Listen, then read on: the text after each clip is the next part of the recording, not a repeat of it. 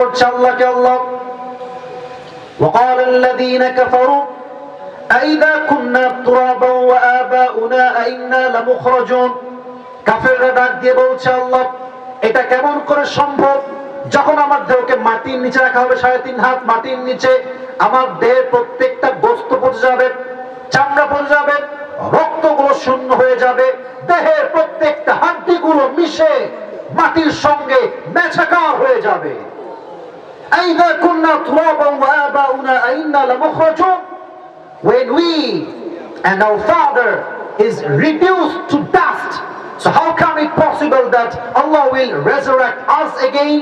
তারা বলছে আমাদের দেহের অঙ্গ প্রত্যঙ্গ যখন মাটির সঙ্গে মিশে ধূলিসাৎ হয়ে যাবে আল্লাহ আবার কেমনে জীবিত করবেন?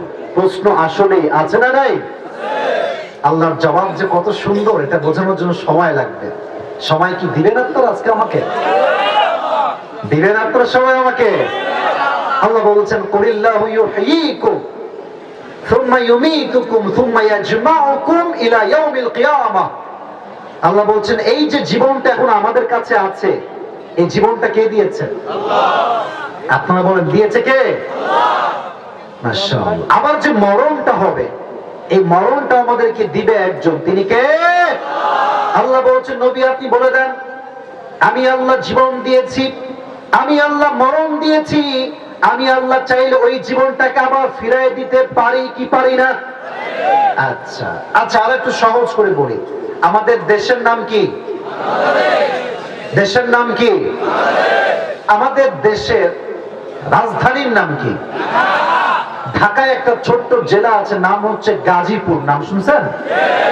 গাজীপুরে আমি গিয়েছি কয়েকবার যাওয়ার সুযোগ হয়েছে প্রোগ্রামের উদ্দেশ্যে। অনেক বড় বড় ফ্যাক্টরি আছে না?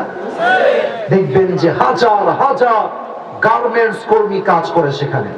আচ্ছা যে গার্মেন্টস এর মালিকের 2000 কোটি টাকা আছে, কত? 2000 কোটি। ওকে যদি কেউ গিয়ে বলে যে আপনি নোয়াখালী কোম্পানিগঞ্জের আজকের এই মাহফিলে মাত্র 50,000 টাকা দান করতে পারবেন না, তো সে কি বলবে জানেন? বলবে কয় কি মাথা ঠিক আছে? আমি বেতন দেই মাসে কয়েকশো কোটি টাকা, আমার কোম্পানির দাম 10,000 কোটি টাকা, আমি কি 50,000 টাকা চাইলে দান করতে পারি কি পারি না? পারি। আল্লাহ বলছেন দেখেন কি, আল্লাহ বলছেন আচ্ছা বান্দা তুই বলতো তুই যে আজকে এত পটো কথা বলছিস আমার বিরুদ্ধে, আমার দেহ আজকে দেখেন আমি কত লম্বা, মুখে দাঁড়িয়ে আছে লম্বা লম্বা হাত, মায়ের পেটে কি আমি এমন ছিলাম? বুঝি নাই, ছিলাম নাকি আমি? আমি ছোট্ট একটা নাপাক পানি ছিলাম, ক্ষুদ্র সামান্য নগণ্য ছোট্ট একটা নাপাক অপবিত্র পানি ছিলাম আমি। আল্লাহ বলছে ওখান থেকে তোকে আমি অবয়ব দিলাম, দেহ দিলাম, শরীর দিলাম, এই আল্লাহ যত কিছু করেছে তোর জন্য আজ অব্দি, আল্লাহ কি চাইলে তোকে আবার জীবিত করতে পারে কি পারে না? আচ্ছা আমার হাতের দিকে তাকান, এই হাতের উপর ছাদে এটা কি বল দেখি? সামিয়ানা। এটার নাম কি? 1 2 3 4 5 6 7 8 9। এখানে দেখেন চারপাশে 4টা লাইনে খুঁটি দেওয়া আছে, 9 9 18 18 18 কত হয়? এতগুলো খুঁটি এখানে আছে। আচ্ছা বলেন তো এর উপরে কি আছে? আসমান। এটার নাম কি যুবক ভাই বলো? এখানে কমপক্ষে 36টা খুঁটি আছে। আর আসমানের জন্য কয়টা খুঁটি আছে বলেন? কয়টা আছে বলেন? বলেন। একটাও নাই। আল্লাহ বলছেন আনতুম আশাদ্দু খালকান আমিস সামাউ বানাহা। আচ্ছা বান্দা তুই বলতো আকাশ বানানো বেশি কঠিন না তোকে রূহ দেওয়া বেশি কঠিন? ডেফিনেটলি আমাকে রূহ দেওয়া বেশি সহজ। আল্লাহ বলছেন যে আল্লাহ আসমানকে খুঁটি ছাড়া রেখে দিয়েছে সবলভাবে, সে আল্লাহ তোকে চাইলে আবার নতুন করে জীবন দিতে পারে কি পারে না? অতএব কেউ যদি পরকালে বিশ্বাস রাখে তাকে এটাও বিশ্বাস রাখতে হবে এই দিন নয় আরো দিন আছে না নাই? নাম্বার 1 চ্যাপ্টার শেষ। নাম্বার 2 ধৈর্য নিয়ে শুনবেন, আপনার সময়টা বৃথা যাবে না। 2 কেউ যদি পরকালে বিশ্বাস রাখে তাকে এটা বিশ্বাস রাখতে হবে যাররা যাররা ভালো আমল করলে এটার হিসাব নিবে একজন, তিনি কে? যাররা যাররা খারাপ আমল করলে এটার হিসাব নিবে একজন, তিনি কে? আমার কাছে তো ভাই সুদ ঘুষ কিছু নাই, তাই না? আর সব কনফার্ম জান্নাতি রে ভাই, এগুলো কিচ্ছু নাই, সুদ ঘুষ একদমই নাই। আছে নাকি ভাই? খালি আছে আমার পুরো দেশটা আজকে চোর এবং বাটপার দ্বারা ভরে গিয়েছে। আর আমার অবাক লাগে আমার এই দেশকে নিয়ে, এই দেশে চেয়ার পাওয়ার জন্য, I am to be honest with you and I'm not saying anything wrong, আমাদের দেশে হিরো আলম এমপির জন্য দাঁড়িয়ে যায়। আমাদের দেশে জনপ্রিয়তা থাকলে অন্য প্রফেশনাল মানুষও এমপি হয়ে যায়। আর আমাদের দেশ এমন একটা দেশ, যেই দেশে নর্তকী সারাটা জীবন নাচ গান করেছে, বুকটা ফাটতে যায় ফাটতে যায়, হ্যাঁ, তারাও সংসদের চান্স পেয়ে যায়। ঠিক কেন যুবক ভাই? আল্লাহ এটার হিসাব নেবে।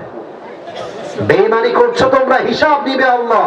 মাথায় রাখবেন, ক্ষমতায় নেতার জন্য সেই ব্যক্তি সবচেয়ে যোগ্য যে 5 ওয়াক্ত নামাজি হবে। ঠিক কি বলেন? আল্লাহ সব বিষয়ের হিসাব নেবে। আচ্ছা বলেন তো, ওই দিন কি সুদ ঘুষ চলবে? আচ্ছা আল্লাহ, আমার তো আমলনামা হালকা হয়ে গেল, তো আমার তো গুলশানে একটা ফ্ল্যাট আছে, তো আল্লাহ তোমার নামে লিখে দিল, তুমি একটু ভারী করে দাও, হবে নাকি? কথা কয় না, ইয়েস নাকি no? No way, there is no chance, কোনো সুযোগ নাই। এবার আসেন প্রশ্ন করি, কিয়ামতের দিন জান্নাতে যাওয়ার জন্য 100 আমলে কত আমল লাগবে? 51। মাশাআল্লাহ, অনেকে কনফিউজ ছিলেন। 51। এক বাক্যে বলেন কত? 51। আচ্ছা এবার আমার 2 হাত দেখেন, আমি আপনাদেরকে পরকালের জীবনের সেকেন্ড পার্ট, বিচার দিবসকে লাইভ দেখাচ্ছি। 2 হাত দেখেন, এটা হচ্ছে ডান আমল, এটা হচ্ছে বাম আমল। ডান আমল থাকবে ভালো আমল, বাম আমল থাকবে খারাপ আমল। এবার দেখেন 2টাকে আমি এক করছি, দেখা যায় আমার হাত? আমাকে বলতে হবে দেখা যায়? ডান আমল নামাজ, কালাম, রোজা, হজ, যাকাত, মাশাআল্লাহ। বাম আমল জিনা, চুরি, সুদ, ঘুষ, ডাকাতি, রাহাজানি, ধর্ষণ, সব মিলাইছে আল্লাহ।